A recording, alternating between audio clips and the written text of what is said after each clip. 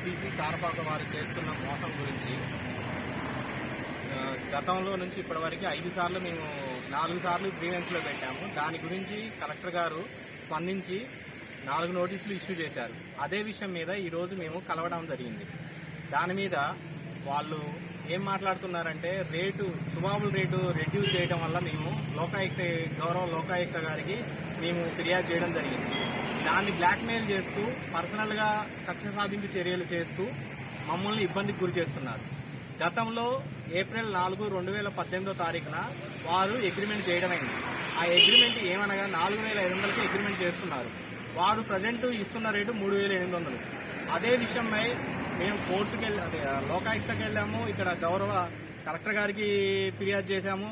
అయినా కానీ వారు అధికారులు ప్రభుత్వాన్ని కానీ ప్రభుత్వ అధికారులను కానీ ఎలాంటి ఖాతరు చేయకుండా ఒక డిస్టిక్ హార్టికల్చర్ ఆఫీసర్ని కూడా లోనికి ఎంట్రీ లేదనే విధంగా వాళ్ళు నియంతృత్వంగా చేస్తున్నారు.